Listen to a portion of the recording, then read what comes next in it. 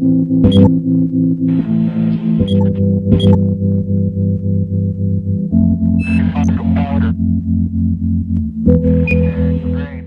नाज़रीन, प्रोग्राम में फिर खुशामदीद कहता हूँ और हम सिलसिला वहीं से शुरू करते हैं और डॉक्टर साहब से पूछते हैं कि दवा अगर मुज़र असरात पैदा कर रही हैं तो क्यों कर रही हैं, किस हद तक वो ख़तरनाक हो सकती हैं। जी डॉक्टर साहब बताइए आप। जी, हम जिक्र कर रहे थे कि दवा अगर जहन पर या दिमाग पर पहुंच जाती है तो उसके बाद जो है सिवाय एंटीडोट के जी या इसको हम कहते हैं सपोर्टिव मेजर्स, जी, अगर मरीज़ का ब्लड प्रेशर गिर रहा है हम उसको कंट्रोल करते हैं जी मरीज़ का दिल डूब रहा है जी, आम लफ्ज़ में आप कहेंगे तो उसको उसकी तरफ हम तवज्जो देते हैं और कोशिश करते हैं कि जितना जल्दी जिस्म से वो दवा खारिज हो जाए। जी। अब खारिज होने के जो रास्ते हैं तो सबसे जो इम्पोर्टेंट रास्ता है वो है पेशाब के रास्ते, गुर्दे के रास्ते ये दवा खारिज होती है। जी जी, तो कोशिश ये की जाती है कि ब्लड को फ्लश किया जाए। हम ज़्यादा से ज़्यादा फ्लूइड्स देते हैं, इंट्रावेनस ग्लूकोज देते हैं ताकि ज़्यादा से ज़्यादा पेशाब आके वो दवा जो है पेशाब में ज़ाया हो जाए। और फिर दूसरे एंटीडोट्स हैं, मसलन अगर मरीज़ ने ऐसी दवा खा ली है जिसका नॉन एंटीडोट है मौजूद, जैसे आम दवा जो ओवर द काउंटर, मतलब आप स्टोर में चले जाएं और उससे कहें कि जी मुझे ये दवा दे दें तो वो उठा के दे देता है, वो दवा बाज़ औक़ात इतनी सीरियस होती है अगर बहुत मकदार में खा लें तो आम रवाजी दवा है जिसको आप डायज़ेपाम कहते हैं। जी जी, तो डायज़ेपाम कुदरती आप कह लें कि डायज़ेपाम में कोई जानलेवा खुसूसियत नहीं है, लेकिन मरीज़ घंटों बल्कि दिनों बेहोश रह सकता है। तो इसका एक एंटीडोट अवेलेबल है जो कि फ्लोमेज़िनल के नाम से पहचाना जाता है और वो अगर फ़ौरन मुहैया कर दिया तो जाए मरीज़ जो है तो वो काफ़ी मरीज़ बच के सकता है। बचने के बहुत। अच्छा, अब मसला जो हमने सवाल अभी शुरू में किया था कि अशिया खुर्दनोश, तो मैं चाहूँगा थोड़ी सी रोशनी डालें, फिर मैं आपसे पूछूंगा कि आप। जी बड़ी दिलचस्प बात है कि ज़्यादती हर चीज़ की जो है वो मुज़र है। अगर खाने की अशिया भी अगर मकदार से ज़्यादा खा ली जाए तो वो हर तरह की जो है तकलीफ़ पैदा कर सकती हैं। लेकिन एक बड़ी दिलचस्प बात है, बाज़ औक़ात इंसान कोई दवाएं ले रहा होता है और लाइल में ऐसी कोई खुर्दनोश की दवा खा लेता है जो उसकी दवा के साथ जाके इंटरैक्ट करती है। मसलन आम रिवाजी दवा जो है जिसको हम कहते हैं कि जी एंटी डिप्रेसेंट है, मतलब सुकून आवर दवा एक है जो इस्तेमाल आदमी कर रहा है और वो चला जाता है जी, कोई दोस्त उसको ले जाते हैं बर्गर खिलाने के लिए, उसमें मिकदार होती है, ख़ासी मिकदार चीज़ की होती है। बताइए जी। अब ये चीज़ तो इतनी बाज़ लोगों को बहुत पसंद है और ना जानते हुए कि वो दवा जो वो खा रहा है उसके साथ चीज़ जो है वो लड़ेगी या ऐसी तकलीफ़ पैदा कर देगी जो जानलेवा भी साबित हो सकती है। मसलन अगर उसकी एंटी डिप्रेसेंट दवा एक ख़ास टाइप की है जिसको हम मोनो अमीनो ऑक्सीडेज इनहिबिटर कहते हैं और उस बंदे ने वो चीज़ का इस्तेमाल बर्गर खा लिया तो उसको एकदम से हाइपरटेंसिव क्राइसिस हो सकता है, उसको इतना ज़्यादा ब्लड प्रेशर हो सकता है जो कि फेटल भी हो सकता है, दिमागी रग भी फट सकती है।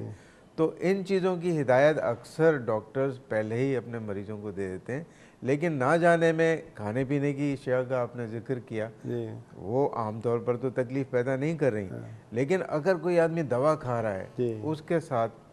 अच्छा, इसमें मैं एक चीज़ और ऐड कर दूं कि जाहिर बात है full of cholesterol, full of lipids and triglycerides, ये सारी चीज़ें भी जब आप खा रहे हैं इतना रिच फूड तो उसमें हो जाएगा। आप कुछ कहना चाहेंगे इस सिलसिले में? जी प्लीज़। इसमें जो डॉक्टर साहब की बात में मैं एडिशन कर दूं कि एक जैसे कि पेशेंट्स ख़ास तौर पे जो हॉस्पिटल एडमिटेड पेशेंट होते हैं उनमें ये होता है कि तीमारदारी के लिए फ्रूट्स लिया है और कई फल ऐसे भी होते हैं जिनमें जैसे अगर हम एग्जांपल लें केले की, अच्छा एंटीबायोटिक खाते हैं, दूध पी लेते हैं, क्या कहेंगे आप? खासतौर पे टेट्रासाइक्लिन के हवाले से पियो। अगर टेट्रासाइक्लिन की बात करें तो वो एक कॉम्प्लेक्स बना लेते हैं, चीलेशन कर देते हैं और उसके जो टीथ के ऊपर जो है वो बहुत ज़्यादा येलो कलर का प्लैक जमा कर देते हैं। तो बड़ी तो मैं बताया था कि अगर आप फ्रूट्स में केले अगर आप दे दें और पेशेंट ऑलरेडी पोटेशियम सप्लीमेंट ले रहा है तो वो हाईली पोटेशियम क्या होगा, वो इलेक्ट्रोलाइट इम्बैलेंस जब होंगे या पोटेशियम बढ़ जाएगा तो वो डेफिनेटली हाइपर कैलेमिया में चला जाएगा पेशेंट और एरिथमिया कॉज कर सकता है, दिल की धड़कन जो है वो ऊपर नीचे हो सकती है। इसी तरीके से मैं अगर एक और एग्जांपल बताऊं आपको कि सेब हम लोग नॉर्मली खाते हैं और बड़ा full of iron beneficial food है, लेकिन बहुत सारे लोग नहीं जानते कि सेब के जो बीज होते हैं उसमें साइनाइड होता है, दैट इज पॉइजन। अच्छा, उसमें ये है कि वो फौरी तौर पर तो जो है वो रिएक्ट नहीं करेगा कि आपका जो है वो आपने एक सेब खा लिया उसके बीच आपको साइनाइड आपने खा लिया, ऐसा नहीं है। लेकिन अगर आप जैसे कोई कंपटीशन करा दिया आपने, होता है ना मोस्ट ऑफ द टाइम स्कूलों में कॉलेजेस में कि आपने सेब खिलाने का कोई कंपटीशन करा दिया और उसमें 5 मिनट में 20 सेब खाने, तो वो अगर उस मिकदार में कि अगर वो तकरीबन जो है वो 1 कप के मिकदार में अगर वो बीचेस खा लिया जाए तो वो फिर टॉक्सिसिटी साइनाइड पॉइजनिंग होगा, वो साइनाइड पॉइजनिंग क्रिएट कर सकता है। बिल्कुल। अच्छा, ड्रग टॉक्सिसिटी और साइड इफेक्ट में कोई फर्क है या एक ही चीज़ है ये? नहीं, थोड़ा सा फर्क है। साइड इफेक्ट्स बेसिकली नोन होते हैं, आपको पता है कि आप एस इनहिबिटर ले रहे हैं या आप कोई कैप्टोप्रिल ले रहे हैं तो आपको पता है कि इसके साथ इसका साइड इफेक्ट मुझे खांसी हो सकती है। इसी तरीके से आपको पता है कि आप वेरापामिल है, कैल्शियम चैनल ब्लॉकर ले रहे हैं, कैलान एसआर जो ब्रांड आ रहा है, आपको पता है कि उसके साथ मुझे कॉन्स्टिपेशन का problem, these are side effects, normally ये आपको पता होता है। लेकिन टॉक्सिसिटी ये होती है कि आप जो है उसकी डोज जो डिपेंडेंट है कि जो डॉक्टर ने आपको डोज प्रोवाइड की है कि भाई इस डोज पर खाना है, अगर आप उस डोज पर नहीं ले रहे और आपने इंटेंशनली या अनइंटेंशनली जो है वो ज़्यादा ले ली तो वो जो ब्लड में उसकी जो मिकदार है जो बढ़ जाएगी तो वो जो है वो टॉक्सिसिटी प्रोड्यूस कर सकती है। किस हद तक? मतलब वो नॉर्मली जो है वो आपका जो है वो different end of the disease like stroke है, कोमा है, या फिर जो है वो डेथ तक भी आपका जो मोर्टेलिटी रेट है इसमें टॉक्सिसिटी में, इसमें पॉइजनिंग में वो आपका मोर्टेलिटी रेट बहुत ज़्यादा है इसके अंदर। जी, तो ऐसा आपने सिम्टम्स बताए और नाज़रीन सुनना चाहेंगे और ऐसी कोई चीज़ जो एहतियात करें, क्योंकि सिम्टम्स में आपने बताया वैसे ही कि ये बड़ी दिलचस्प बात है कि ग्रेप फ्रूट के बारे में भी अब ये कहा जा रहा है कि इसमें एक ऐसी खुसूसियत है कि जो जिगर के ऐसी रुतूबत जो दवाओं के अमल को कम करती है उसको एंटागोनाइज करता है। अच्छा, ग्रेप फ्रूट का जूस तो नहीं खाना चाहिए। इसका मतलब है कि अगर ग्रेप फ्रूट को इस्तेमाल कर रहा है और साथ में दवाएं भी इस्तेमाल कर रहा है तो केयरफुल रहे। तो दवाओं का असर जो नॉर्मल डोज करता है उससे ज़्यादा असर हो सकता है। अच्छा, तो बाज़ औक़ात ये भी इल्म जो है बहुत ज़रूरी है एक फिजिशियन के लिए कि मरीज़ को एक प्रॉपर हिदायत दे कि भाई ये चीज़ें उसने इस दवा के साथ इस्तेमाल करनी है और ये चीज़ें। ये आपने बड़ा अच्छा एक पॉइंट उठाया और नुक्ता ज़ाहिरी बात है कि तवज्जो है कि आम आदमी को किस तरीके से एक डॉक्टर या एक फार्मासिस्ट आगाही दे सकता है कि भाई ये चीज़ करो, ये चीज़ नहीं खाओ, या ये आप क्या समझते हैं किस तरीके से इसको कंट्रोल कर सकते हैं? ये समझा जाए कि एक मरीज़ बिल्कुल ही लाइल्म है, हालांकि दौर आजकल जो है वो मीडिया का दौर है, बहुत ज़्यादा इन्फॉर्मेशन लोग सुनते हैं देखते हैं, लेकिन उसके बावजूद हमारी ज़्यादातर जो पॉपुलेशन है वो समझ नहीं पाती।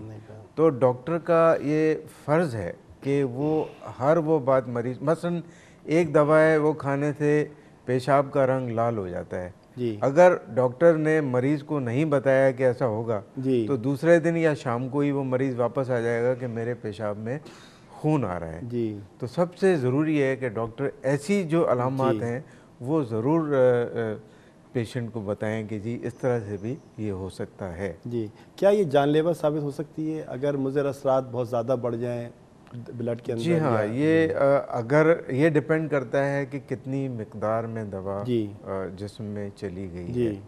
अगर थोड़ी मिकदार है तो वो सिर्फ ये करेगी कि उसके जो नॉर्मल फार्माकोलॉजिकल मतलब जो जिस्म में असरात हैं वो ज़्यादा हो जाएंगे। मसलन ये कि अगर वो कोई दवा ब्लड प्रेशर को कम करने के लिए इस्तेमाल की गई है तो ब्लड प्रेशर ज़्यादा भी कम हो सकता है, और अगर मिकदार बहुत ज़्यादा है तो इतना भी हो सकता है कि वो फेटल हो जाए। तो ये डिपेंड करता है कि दवा की मिकदार कितनी ली है और किस तरह से कंट्रोल की जाती है। सबसे पहले तो अगर ये अलामत ज़ाहिर हो रहे हैं तो किसी भी डॉक्टर से मशवरा करना बहुत ज़रूरी है। अपना कोई अमल ना करें तो बेहतर है। और बहुत से जो है इलाज आजकल मौजूद हैं, एंटीडोट्स मौजूद हैं जिसकी वजह से काफ़ी मरीज़ों की जान बचाई जा सकती है। डिपेंड करता है कि कितनी देर में वो अस्पताल पहुँचता है। ज़्यादा देर में पहुँचेगा उतने ही कम चांसेस होंगे जितना जल्दी पहुंचेगा उतने ही बेहतरीन चांसेस होंगे। मतलब इतिहास ज़रूरी है और उसका फ़ौरन सद्भाव किया जाए हर चीज़ का। फिर मैं एक बात को फिर दोबारा अर्ज़ करूंगा कि बच्चों की पहुंच से दवाएं बहुत दूर रखी जाएं, क्योंकि बच्चों को तो रंग बिरंगी चीज़ें और फ़ौरन ही कोई ना कोई चीज़ मुंह में डालने की आदत है और बाद दफ़ा पता भी नहीं चलता कि इसने क्या लिया, एक दवा ली है या एक से ज़्यादा दवा ली है। और बाद औक़ात डॉक्टर्स के पास ऐसे मरीज़ भी आते हैं जो ये बताते हैं कि जी इतनी सारे दवाएं पड़ी थी, पता नहीं कौन सी दवा वो खा गया है बच्चा। तो उसमें भी डॉक्टरों को बड़ा कॉशियस होना पड़ता है कि इलाज किस तरह से किया जाए। और अब तो इलाज बहुत ही मुफीद और मुयस्सर इलाज अवेलेबल हैं, और अगर ऐसा कोई केस आता है अस्पताल में तो उसको टैकल किया जा सकता है। ये टॉक्सिक डोज, थेरेपेटिक डोज बहुत आम लफ्ज़ हैं जो सुनने में आते हैं, आप कुछ रोशनी डालेंगे इस सिलसिले में? थेरेप्यूटिक डोज एक बेसिकली मेजरमेंट का जो है वो और एक लफ्ज़ और है, मैं कथा कलाम कर रहा हूँ, लीथल डोज। लीथल डोज, तो ये तीन चीज़ें हैं जो आपको चाहूँगा आप बताएं इसके अंदर। मैं इसका जवाब देने से पहले आपकी एक पिछले वाली बात का जवाब देना बड़ा पसंद करूँगा। आपने कहा कि ये टॉक्सिसिटी जो है वो जानलेवा साबित हो सकती है। बेसिकली एक 1937 में यूएस में एक ड्रग जो है वो यूज़ की जा रही थी जिसको हम सल्फानिलमाइड कहते हैं। जी। एंटीबैक्टीरियल ड्रग थी जो एंटीबायोटिक भी कहते हैं जिनको, और स्ट्रेप्टोकोकल इन्फेक्शन के लिए यूज़ होती थी। इसकी टैबलेट और पाउडर फॉर्म बहुत ही बेनिफिशियल तौर पे बड़ा मार्केट में इसका यूज़ था। तो उसकी डिमांड में जब इजाफा हुआ तो डिमांड यह है कि इसका जो है लिक्विड फॉर्म भी मौजूद होना चाहिए। ये 1937 की बात है कि फिर उन्होंने एक एलेक्सर बनाया सल्फानिलमाइड का। एलेक्सर में इन्होंने, अब इनको ये था कि मार्केट में इमीडिएटली प्रोडक्ट को मार्केट करना है, तो इन्होंने क्या किया कि वो एलेक्सर में एक सॉल्वेंट यूज़ किया जिसको हम कहते हैं डाईएथाइलिन ग्लाइकोल। उस डाईएथाइलिन ग्लाइकोल को इन्होंने इसके साथ बल्क फॉर्म में बनाया इसको सल्फानिलमाइड को, और उसको विदाउट प्रॉपर टेस्टिंग उसको मार्केट कर दिया। उसके फ़ौरन ही बाद विद इन 1 मंथ स्पेस क्या हुआ कि कई डेथ्स जो है ना because of that elixir report हुई मार्केट में, कई डेथ। अब ये फिर दोबारा इस पर इन्वेस्टिगेशन की गई तो पता ये चला कि उस ड्रग के साथ जो आपने सॉल्वेंट यूज़ किया था डाईएथाइलिन ग्लाइकोल, वो सिमिलर था कंपाउंड इथाइलिन ग्लाइकोल के, और इथाइलिन ग्लाइकोल की जो प्रॉपर्टीज़ हैं वो एंटी फ्रीज हैं। तो उससे ये हुआ कि जो हमारे पास एक्टिव मेटाबोलाइट्स है और उसके साथ जो हम एक्सिपिएंट्स यूज़ कर रहे थे वो भी टॉक्सिसिटी प्रोड्यूस कर सकते हैं। आप क्या मैसेज देना चाह रहे हैं लोगों को कि जो सुन रहे हैं आपसे, ये कि आप जो बता रहे हैं कि क्या एहतियात की जाए, क्या तदाबीर की जाए, इसके लिए किस तरीके से उसको रोका जाए? ज़रूरत इसी बात की है कि जैसे डॉक्टर साहब ने बताया कि प्रॉपर जो आपका यूज़ ऑफ मेडिकेशंस, ख़ास तौर पे proper storage, specially at your home, आप अपने घर में किस तरीके से उसको स्टोर करते हैं। ड्रग्स को जो है वो बच्चों की पहुंच से दूर रखना बड़ा ज़रूरी है। मैं आपको एक सिंपल एग्जांपल दूं, पैरासीटामोल की। नॉर्मली हर घर में पैनाडोल के नाम से ये ड्रग मौजूद है। अब उसमें ये होता है कि लोगों को पता ही नहीं है कि पैरासीटामोल जो है अगर वो बहुत ज़्यादा मिकदार में खा ली जाए तो वो भी लिवर टॉक्सिसिटी कर सकती है। अगर आपका लिवर डैमेज हो जाएगा तो डेफिनेटली आपकी जितनी भी मेटाबॉलिज्म है खाने की और वो टॉक्सिसिटी, वो भी आपको टुवर्ड्स डेथ की तरफ ले जा सकती है। तो नॉर्मली जो ये ड्रग्स हैं इनका हमें सबसे पहली चीज़ हमारी ये है कि हमें इसको बड़ा केयरफुल होकर जो है ना यूज़ करना चाहिए। इसकी प्रॉपर स्टोरेज होनी चाहिए। बच्चों से तो बहुत दूर रखनी चाहिए क्योंकि इंटेंशनली, या अब जैसे हमारे यहाँ घर में फिनाइल के जो है वो पोछे लगाए जाते हैं। क्या है फिनाइल? बेसिकली अल्कोहल ही है ना, फिनोल ही उसके अंदर। अब वो बच्चे छोटे घूमते घामते गए, उन्होंने बोतल जूस की समझी या शरबत की समझी और वो पी ली। तो ये चीज़ें हैं कि हमें इन चीज़ों पर बड़ा ख्याल करना चाहिए, इन चीज़ों को हमें बड़ी जो है ना रोकथाम करनी चाहिए, वरना ये टॉक्सिसिटी की तरफ ले जा सकते हैं और इसमें डेथ भी वाक़ हो सकती है। अच्छा, वो क्या बुनियादी अवामिल हैं कि जिससे ये मुज़िर असरात पैदा होते हैं? फैक्टर्स या बुनियादी अवामिल में सबसे मेन चीज़ ये है कि एज जो है ना वो बहुत ज़्यादा कंसिडर की जाती है। एज में ये होता है कि पेशेंट्स को पता ही नहीं होता है कि उसको दवा कैसे लेनी है, बताया ही नहीं जाता, और अगर बताया भी जाता है तो उनकी जो मेमोरी होती है वो इतनी शार्प नहीं होती कि वो उसको रिकॉल कर सकें। तो वो जो फैक्टर है सबसे मेन वो एज फैक्टर है कि उसमें ये होता है कि वो ज़्यादा ड्रग्स ले लेते हैं जिसकी वजह से वो ड्रग्स की जो है टॉक्सिसिटी बढ़ जाती है। इसी तरीके से जो है वो कम ड्रग्स ले लेंगे तो वो डोज, उसकी इफेक्टिवनेस जो है वो नहीं मिलेगी। तो ये वो चीज़ें हैं कि जो आपकी फैक्टर्स या अवामिल जो हैं वो इसके टॉक्सिसिटी के हैं।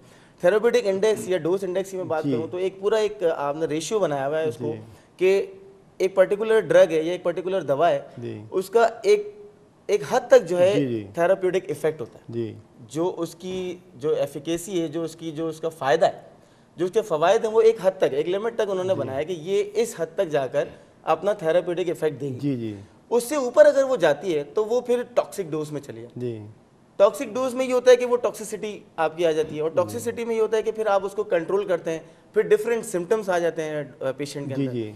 और लीथल डोज के हवाले से अगर मैं बताऊं तो लीथल डोज ये होती है कि वो बिल्कुल ही जो है वो फाइनल जो टॉक्सिक से भी ऊपर डोज चली जाए जी। तो उसमें एक फौरी तौर पर जो है वो डेथ वाक़ हो सकती है। जी शुक्रिया बहुत बहुत। जी नाज़रीन, आपने सुना कि डोजेस की भी तरीक़े होते हैं और उसकी अक़साम होती हैं, लेकिन अब ये सवाल पैदा हो रहा है कि एक फार्मासिस्ट इन सब हालात को देखते हुए क्या रोल अदा कर सकता है इस माशरे में, अस्पतालों में और क्लिनिक्स में। हम यही सवाल दोबारा करेंगे। हमारे साथ रहेगा एक छोटी सी ब्रेक।